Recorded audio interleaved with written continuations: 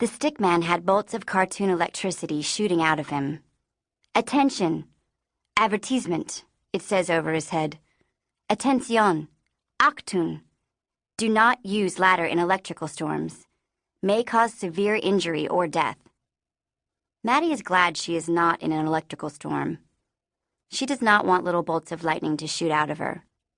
Of course, she's just standing at the bottom of the ladder, holding it 2 hands steady, eyes level with the warning labels pasted to its metal sides. It's Uncle Potluck up top, like the stickman, so probably Uncle Potluck would get the death. Mattie'd only get severe injury, she figures, and for a minute, she thinks about what kind of injury that might be. Lightning could split a tree, she knew.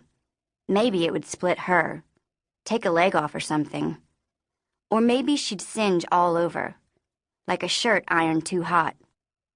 Either way, it is good they are inside, she tells herself. It is good that they are here, inside Mitchell P. Anderson Elementary School, inside Miss Morgan's 5th grade classroom, inside the room that Uncle Potluck says will be hers once school starts. It is good, she tells herself again. And she keeps it good by focusing on the stickman, not wandering her eyes to the rows of desks, or the coat closet doors, or the blackboard up front. She reminds herself there is a whole week before this new school starts, and she doesn't have to think about any of that yet. She can just help Uncle Potluck fulfill his janitorial oath. She can steady the ladder. She can think about severe injury and death. "Mattie May," says Uncle Potluck, "I'm entrusting you with this distinguished veteran." Mattie loosens one hand from the ladder and reaches for the light bulb Uncle Potluck hands down. It is not a regular bulb, not the round kind that might ping on above a stickman if he got an idea. It is the long, skinny lightsaber kind, the kind that sat in the ceiling of every school Mattie ever went to, which is 3, 4 counting this one, 4 schools. The bulb is ash gray. Uncle Potluck puts his hat to his heart and bows his head. "Gave its life in service of the illumination of youth," he says. Mattie smiles, bows her head like Uncle Potluck. "Thank you, bulb," she says. It's only Uncle Potluck around, so she doesn't mind saying it out loud. "Put that in the box, Mattie. We'll take it back to authorized personnel and give it a proper burial." Mattie nods and lets go of the ladder. It doesn't wobble. Uncle Potluck doesn't need steadying, really. He's been performing the custodial art since before Mattie was even born. Up at the front of the room, a skinny box rests against Miss Morgan's desk. Mattie sets the veteran down and slow, careful pulls a fresh bulb from that box, a bulb so white it matches the chalk on the blackboard ledge. This is probably where she'll have to stand.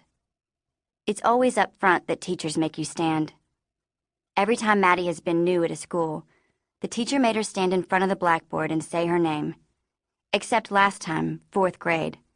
That was Mrs. D'Angelo's class. Mrs. D'Angelo had a whiteboard instead. Told Mattie to stand in front of that while she wrote Mattie's name fat and loopy in blue marker on that whiteboard. "Introduce yourself." "I'm Mattie Breen," Mattie had said. "Louder." "I'm Mattie Breen." Came out quieter, though. "Tell us something about yourself." And just like every other transfer day, Mattie got tangled in her own head, trying to figure out what would be good to say.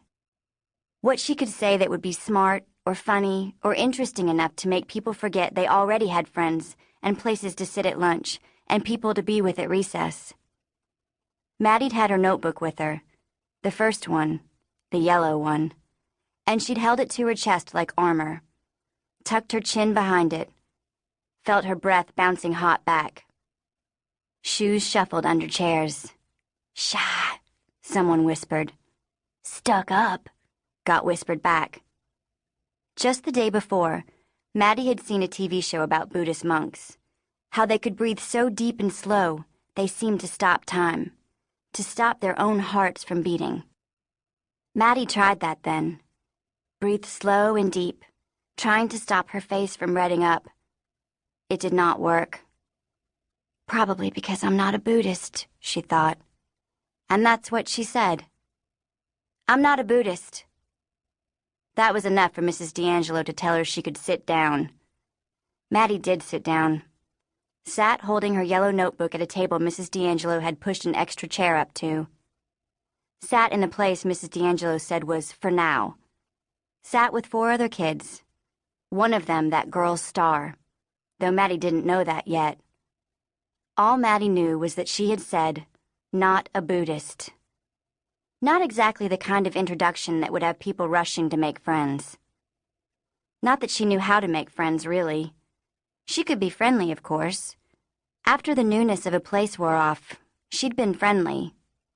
By then, it was usually too late for true, tell-your-secrets-to friends. Even the nicest people calling her that shy girl instead of Mattie.